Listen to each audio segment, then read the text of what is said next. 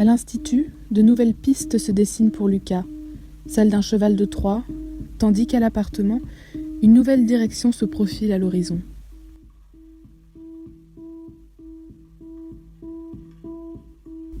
Claire profite d'un instant de solitude pour faire de la place, tout déballer, analyser, commenter les précédents tests d'origami et s'offrir un café si la livraison a bien été effectuée. Le placard de cuisine est fourni, elle a de la chance. Le programme de sécurité sanitaire lui a accordé le café au programme de sa semaine alimentaire. Elle préfère sourire à ce détail qui n'en est pourtant pas un. Mais la règle de programmation s'est imposée insidieusement sans que personne n'ait eu le temps de réagir. Il fallait contrôler, pour réduire, paraît-il, les risques liés à la santé. Voilà pour la version officielle. Et voilà pourquoi Claire s'étonnait toujours de ce que la sécurité sanitaire avait réservé à sa famille et à ses placards à chaque fois qu'elle les ouvrait. Elle remplit de café et d'eau son héritage, une cafetière aluminium à pression, puis patiente, le temps que le liquide veuille bien monter. Assise à son bureau, elle sort un à un les pliages des concours communs et les dispose face à elle sur le plan de travail, sur le sol, sur les étagères, se laisse envahir de cette exposition origamique. Une première œuvre, une sphère, ou plutôt une corolle faite de minuscules triangles de papiers emboîtés, attise encore sa curiosité. Si elle avait été terminée, elle se serait fermée comme un cocon, un œuf.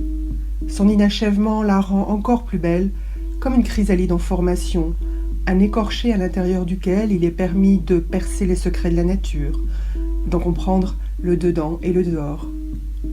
Y a-t-il une différence entre les deux d'ailleurs? Est-ce que l'un est l'antithèse de l'autre, comme de l'antimatière? Cette structure questionne.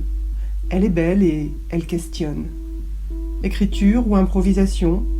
Cette proposition ressemble à tout, sauf à une improvisation.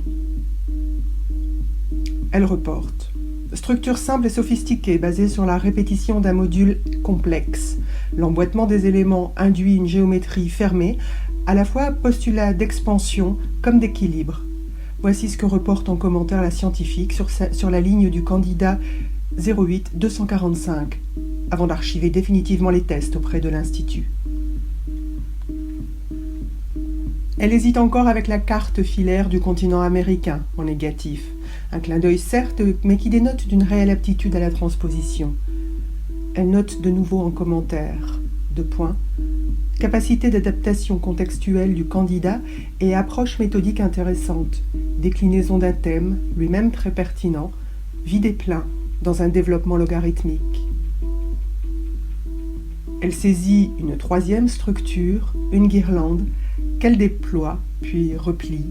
On observe les variations, les dessins différents à chaque instant, le vide qui s'étire puis se comprime.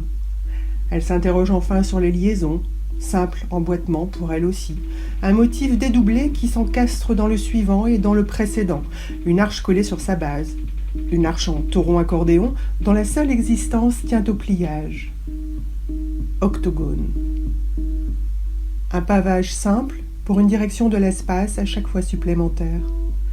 Claire fait pivoter le volume, décortique la face avant, la face arrière, la face supérieure qui s'expand tandis que la face inférieure se rétracte dans l'ombre lorsqu'elle la tourne sur elle-même.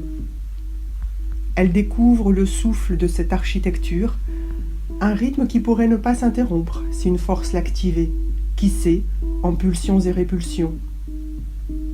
Et si elle était immobile, y aurait-il autant d'émotions sans motion ? Sur son bureau, une autre structure attire son attention. En l'attrapant, une feuille tombe sur le sol. De la main gauche, elle la saisit et la remonte, mais hésite à la remettre en place. Dans sa main droite, la structure, dans la gauche, la feuille. C'est une feuille de brouillon. Elle se souvient bien de cet événement. C'était celui du concurrent Viking. Il était assis à 2 rangées de Luciana. Comme elle, il dénotait de la masse des candidats, par son âge d'abord. Il était clairement plus âgé que les autres, c'était indéniable. Pas forcément de beaucoup, d'une dizaine d'années peut-être. Il avait le crâne rasé, un trou augmenté dans le lobe de l'oreille, et de ce point de vue aussi, il dénotait des autres concurrents. Au regard de certains ignares, on pouvait dire qu'il faisait peur. Claire avait entendu des commentaires à son sujet, le plus déplacé d'entre eux venu d'une surveillante qui, entre guillemets, n'aurait pas aimé se faire ausculter par un médecin pareil. Pareil, c'est certain, il n'avait rien de pareil. Pareil à qui, à quoi d'abord? À rien. Voilà ce qui semblait poser problème à certains. Et se frotter à de telles peurs xénophobes était plus qu'inquiétant. Il n'en fallait pas moins pour que Claire essaie d'en savoir un peu plus sur ce personnage entre guillemets pareil. Sur son passage, elle avait repéré son nom et son prénom aux consonances scandinaves. Elle s'en souvenait bien, alors oui, elle l'avait cherché sur le réseau. Lui aussi avait exercé la médecine, mais pour un autre état fédéré, et comme Luciana, s'il voulait exercer par ici, il lui fallait repasser les concours. À se demander pourquoi autant d'efforts à mettre en place une coalition si rien ne devait changer. Mais ce n'était pas le plus intrigant, non. Ce qui la questionnait encore, c'est pourquoi il lui avait tendu son brouillon en passant à hauteur en fin de matinée. Elle préférait se résoudre à croire qu'il n'avait simplement pas trouvé de corbeille à papier pour s'en débarrasser. Non, c'était insuffisant. Il y avait eu trop d'échanges et trop de questions pour que cette feuille de brouillon termine sa course dans une unité de recyclage ou dans un brasier destructeur. Raison suffisante aussi pour ausculter cette feuille qui devait bien receler autre chose que des notes de brouillon. Eh bien non, des mots, des abréviations dans tous les sens, au kilomètre, suivies de lettres telles des codes dont elle ne comprend pas le sens. Entre guillemets, Tromsø, griffonné en haut à gauche, seul mot lisible dans son langage. Le reste apparaît comme une suite de nombres et de lettres. 12 500 GB, 8 PN, LIPAS 2 N, EC normal, RTH face normale, D. Puis 69 degrés, 58 minutes, 50 secondes nord, 19 degrés, 10 minutes, 43 secondes, est. Elle pourrait demander l'avis de Luciana, mais quelque chose la retient, comme si elle allait divulguer des informations qu'elle juge comme privées. Alors elle archive. Dossier personnel. Index, brouillon. Puis elle oublie. Tout du moins elle tente. Elle ne peut s'empêcher de repenser à lui, de reconstruire ses traits un à un. Le lobe percé, élargi d'un palais noir, la nuque et le crâne rasé et tatoué, ses iris clairs et son regard perçant, cette feuille qui lui a tendu, les origamis. Claire se replonge dans les pliages exposés, dans l'énergie du concours, dans l'énergie du soleil de cet après-midi. Elle laisse les éléments épars dans l'atelier. Pas de rangement, surtout, qui pourrait rompre ce moment. Elle ne dit rien aux autres, restés de l'autre côté. Elle traverse l'appartement au son des suites pour violoncelle. Elles l'accompagneront dans son bain pour se renouveler. Elles l'accompagneront au même titre que les œuvres pliées. Elles se déploieront, encore, sous les cordes et les archers, sous des combinaisons improvisées. Son imagination n'y sera pour rien. Elles se déploieront, simplement, logiquement, ou ne se déploieront pas. Et Claire n'en sera que le vecteur, si l'eau est à la bonne température, si le temps le permet, si ses souvenirs en recomposent tous les fragments.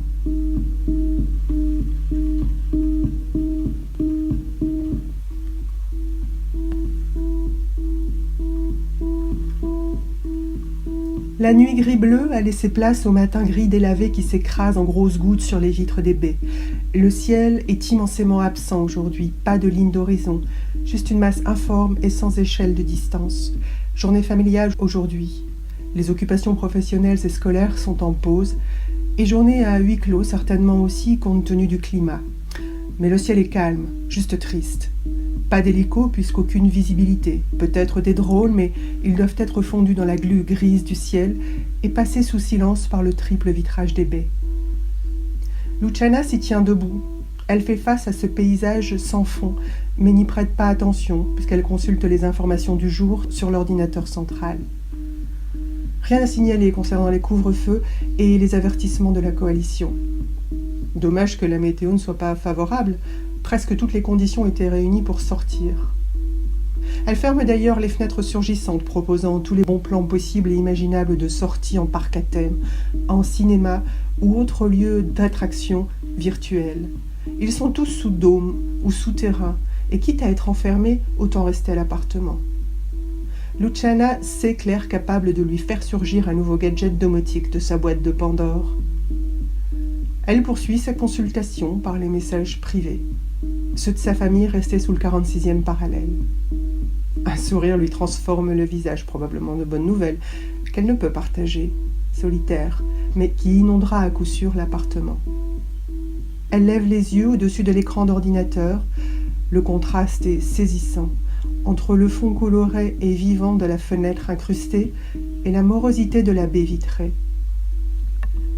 Elle choisit de faire abstraction du plan large pour se recentrer sur la vignette informatique.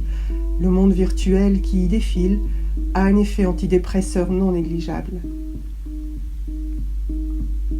Claire apparaît depuis l'angle entrouvert de sa chambre. Luciana tourne la tête pour lui souhaiter la bienvenue dans cette nouvelle journée. Elle la remercie, lui tourne ses vœux en se dirigeant à demi consciente vers la cuisine, s'arrête en appui sur le plan de travail et finit par balader la tête à gauche, à droite, enfonçant les yeux pour se remémorer ce qu'elle était venue y prendre. Luciana jette un œil distant et amusé à ses hésitations. La pluie nocturne confère à l'intérieur une ambiance détendue malgré le huis clos imposé. Elle a lessivé la nuit de Claire, elle a lessivé les façades vitrées de l'appartement et emporté de l'intérieur toutes les charges négatives accumulées depuis son dernier passage. Luciana a remplacé Claire à la cuisine, qu'il a, dans un mouvement de balancier, remplacé à l'ordinateur de l'abbé. Elle consulte ses messages personnels. Agnès, son amie de jeunesse. Que se passe-t-il pour qu'elle lui envoie un tel message ? J'ai besoin de t'entendre. Elles vont s'entendre, bien sûr, mais Claire est déjà inquiète que le système de surveillance puisse être également alerté de ce « j'ai besoin de t'entendre ». Elles s'entendront, oui, mais elles choisiront une conversation aussi cryptée qu'un code source de service secret. Claire sortir dans sa chambre pour l'appeler. Les deux jeunes ont à leur tour remplacé Luciana en cuisine pour le petit déjeuner. Un repas en forme de test. Test culinaire à l'aveugle. C'est très sérieux. On est sérieux quand on a 11 ans. Cela n'empêche, ils jouent le jeu, ils déballent les jus de légumes et crème au goût de quelque chose. La verdure aussi, du persil frais, mais le dérapage devait arriver. Lucas a réussi à faire manger des fleurs à sa copine. Faut bien reconnaître qu'il s'améliore en termes sociaux. Luciana est revenue de la salle de bain et aspecte les origamis dispersés dans l'atelier. Elle propose à Claire venue la rejoindre de partager une séance de rangement. Ce que cette dernière apprécie, mais ce qu'elle apprécierait le plus, elle le garde pour elle, c'est de pouvoir partager ses inquiétudes avant qu'elles ne deviennent angoisse. Elle voudrait pouvoir lui parler d'un iceberg sous lequel elle se sent immergée, et que cet iceberg s'appelle Aurier. Lui dire combien l'absence est pesante et suffocante. 90% immergés. Elle voudrait bien lui parler des 10% émergés qui ont réalisé l'origami décisif, l'œuf écorché, Lucas. Mais non, elle gère comme on dit, et parfois, des entre guillemets parfois qui concèdent au souvent, elle aimerait ne plus avoir à gérer.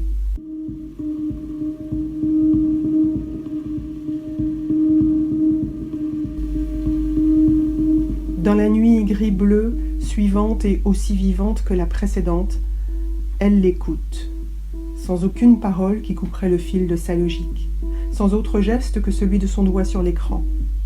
Quelques minutes suffisent pour établir une première liste, exhaustive selon Noah de ce qui avait été échangé dans l'après-midi.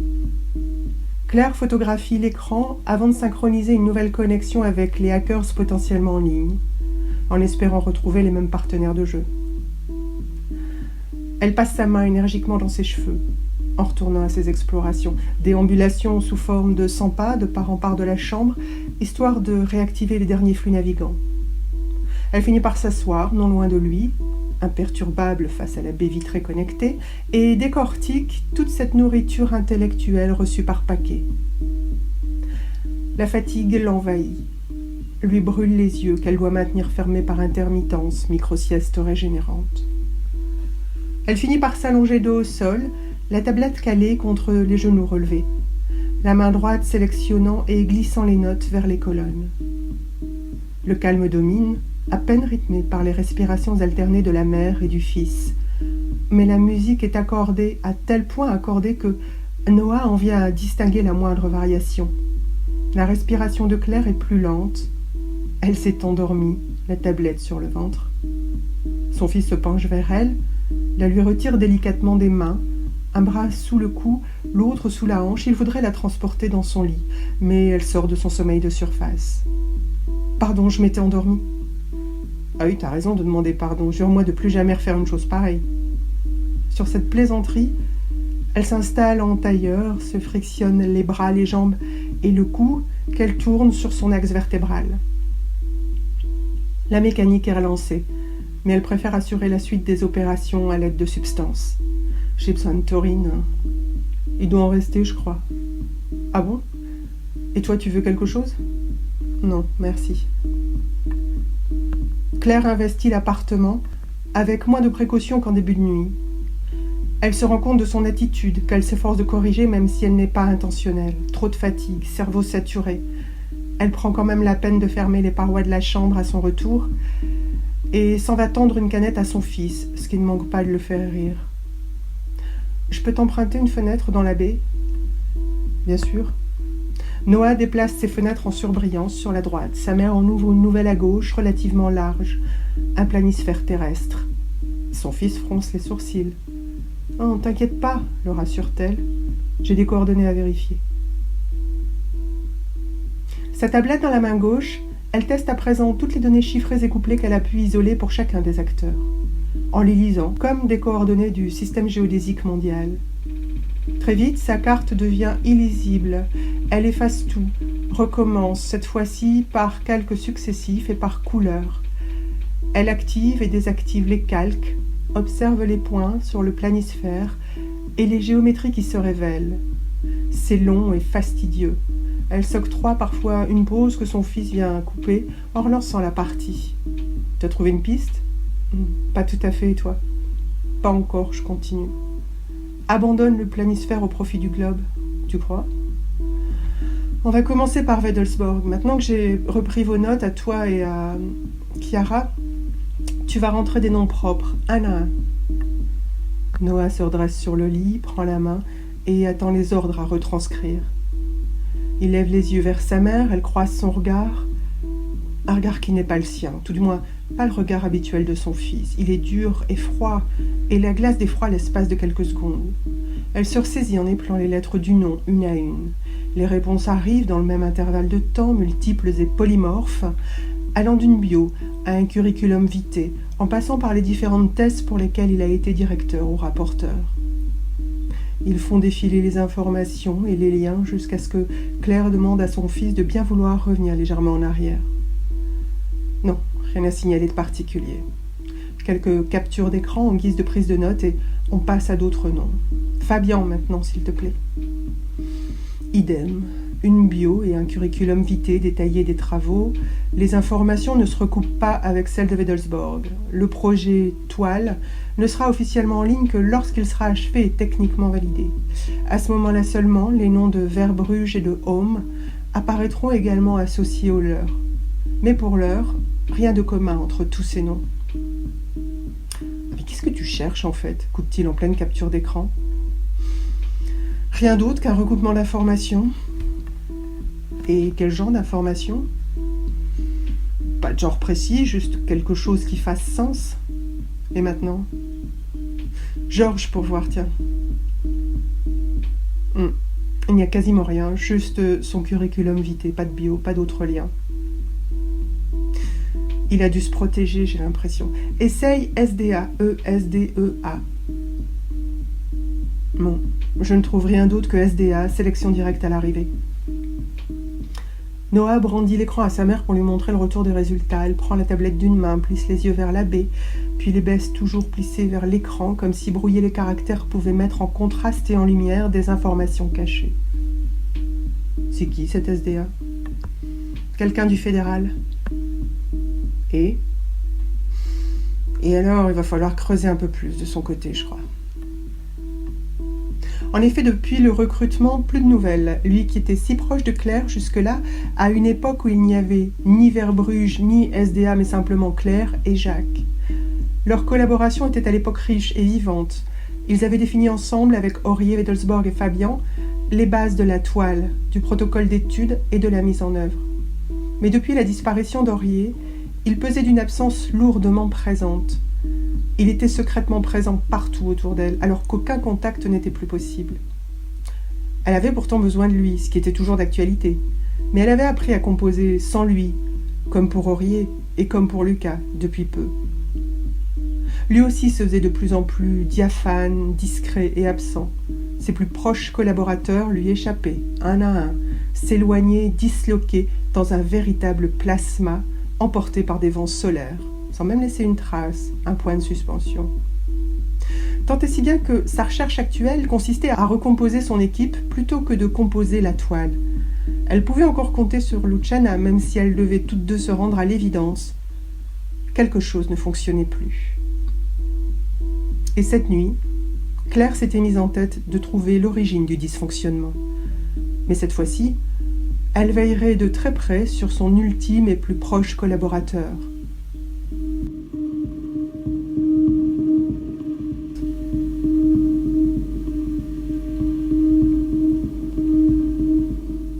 Dans la nuit gris-bleu, l'énergie a fait défaut, et le sommeil a eu raison de la scientifique. Noah pose sa tablette et s'échappe discrètement derrière les portes coulissantes. Une pièce sans cloison, sans partition, dont il va bien falloir pourtant trouver l'issue. D'un commun accord, pourtant tacite, ils gardent tous deux le silence, craignant d'être identifiés ou localisés. Lucas saisit la main de Claire et translate avec elle sur le côté, les pieds à peine décollés du sol, jusqu'à atteindre une cloison ou une machine, l'étape la plus proche.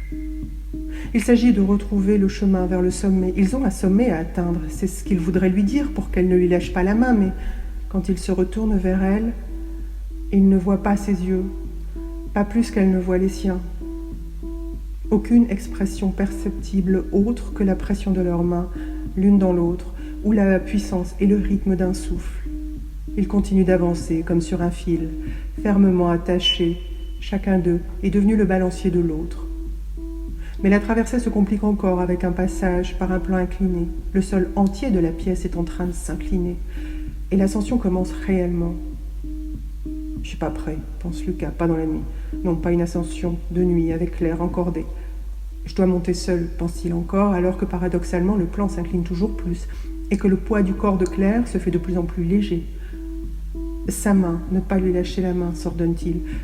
Pour ne pas glisser, il s'agenouille sur le sol. Il lui en coûte de ne plus pouvoir s'adresser à Claire, partager le son de sa voix. Ils sont seuls, liés, solidaires mais solitaires. Elle remonte vers lui, une main dans la sienne, l'autre accrochée au textile à portée de main, s'arrête à sa hauteur pour se poser et se reposer sur lui, la tête descendant précautionneusement contre sa clavicule, cherchant un instant le meilleur point de confort, tandis que d'un bras resté libre, elle lui encercle la poitrine et le serre contre elle. De tout son corps, elle l'enlace pour sa chaleur humaine, pour sa douceur épidermique, pour toute la mémoire sensorielle jusque-là partagée et stockée. Elle glisse les doigts sur son torse, avec pour seul contact tangible le sous-bois de cette jungle, sa peau. Elle avance à contre-courant, cherchant à se perdre dès la première clairière venue, celle de son cou par exemple. Elle continue sa route jusqu'à l'épaisse jungle de ses cheveux. Elle décide d'y séjourner avec l'intention de ne pas en sortir trop vite, de prendre le temps d'en explorer les sentiers encore inconnus. Le sous-sol est chahuté. La peau laisse entrevoir les plaques qui composent ce continent crânien, tectonique désormais stable et peu mobile, heurté par endroits de quelques souvenirs du monde de l'enfance. Elle aime parcourir de ses doigts l'histoire de ce corps étranger et tellement familier, relever le discours de ses tissus, en laisser pour une prochaine rencontre, ne pas tout lire de suite. Elle redescend patiemment le long de l'épaule, du biceps, du coude, dont elle apprécie autant les moments musculaires que les nœuds osseux qui les relient. À la croisée des mains, elle emboîte chacune de ses phalanges dans les siennes et l'invite à mettre en mouvement une nouvelle mécanique, aléatoire et fragile, mais capable de dessiner une multitude de figures dont la seule symbolique serait celle d'une chorégraphie. Rien de plus que de dessiner ensemble des figures de ce qu'elle estime être la plus belle architecture mécanique du corps humain.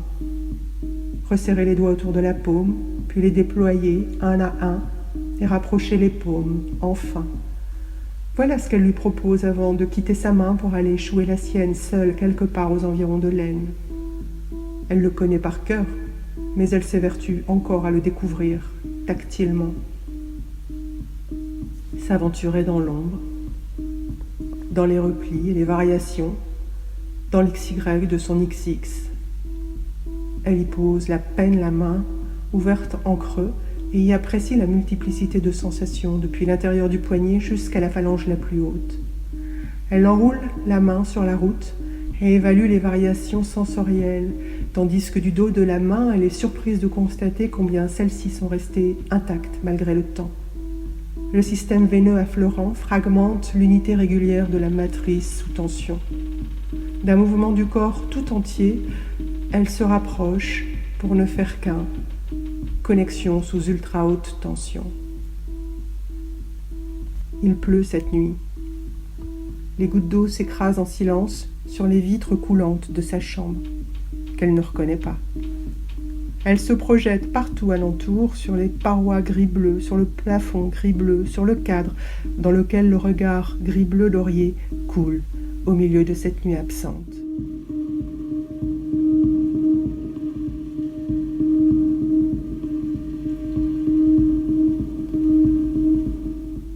Noah a pris les commandes de cette journée flottante, encouragé par sa mère à présenter son jeu de construction, Origamika. C'est ainsi qu'il a décidé de le nommer. Non, rien de scientifique dans cette appellation, c'est un pur néologisme inspiré de mangaka, qui signifie celui qui fait des mangas, et c'est tout ce qui lui importe.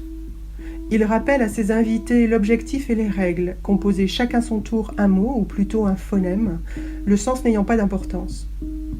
Les pièces s'accrochent par la tranche, il est possible de les poser en continu, soit sur le même plan, soit en angle droit. Et il faut monter une structure en équilibre en s'écartant progressivement de la base. Voilà. Toutes les pièces en contact doivent former un phonème. Le premier qui gagne est celui qui n'a plus de lettres. Le premier qui perd est celui qui rompt l'équilibre. Oui, je sais, j'ai pas encore eu le temps de fabriquer des pièces triangulaires. Sa mère fait signe qu'elle n'a rien dit. Luciana et Chiara scrutent les pièces, le plateau, se projettent peut-être déjà dans des architectures possibles. Lucas interroge sur d'éventuelles incompréhensions. Les deux jeunes femmes se donnent un peu de temps, mais pas d'incompréhension, rien de bien compliqué non plus, semble-t-il. Luciana se hasarde tout de même à une question, à savoir si l'on compose un mot qui a du sens, est-ce que ça rapporte plus de points? La réponse de Noah est négative puisqu'il n'y a pas de comptage. Sa mère demande comment reconnaître le gagnant parmi plusieurs joueurs. Il avoue ne pas avoir réfléchi à cette question et lance en conclusion qu'il y a un perdant et des gagnants et c'est réglé. Luciana et Claire apprécient cette inversion de sens commun et tout le monde s'accorde à lancer la partie. Chacun des joueurs sort une première pièce du sac. La plus proche du début de l'alphabet détermine le premier joueur. Chacun se sert alors dans toutes les pièces disponibles, une à la fois, l'un après l'autre, et c'est Chiara qui commence. Elle pose 4 premières pièces à la verticale en formant un carré. Waouh, lance Noah, ça va être chaud. Ah bon? Bon, on essaie quand même, juste pour voir jusqu'où on peut aller. Proposition accordée à l'unanimité. Et Claire lit la combinaison de Chiara. Amor, joli, à toi Luciana.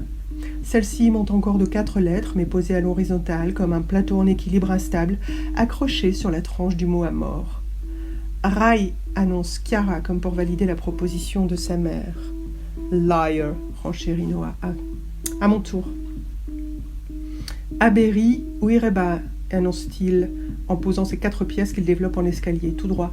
Sa dernière lettre posée fait immédiatement chuter la structure, qui n'aura pas été plus loin que la queue d'un scorpion. On en refait une avec une base plus large? Les pièces réintègrent le sachet mélangé aux autres. Luciana propose de conserver l'ordre précédent, accordé. Les uns après les autres, ils empoignent un paquet de pièces, comptent pour vérifier si le partage est équitable, puis tirent chacun, pièce à pièce, jusqu'à ce que celui-ci soit vide. Qui commence? le perdant puisqu'on fonctionne à l'envers. Et les premières combinaisons ne tardent pas à arriver, à s'enchaîner. Noah, 6 pièces formant trigone posées à la verticale. Claire, 6 trigones horizontales. Chiara, 9 hexagones à la verticale. Luciana, 3 trigones horizontales. Et Noah, enfin, avec ses 6 pièces posées à la verticale, en hexagone.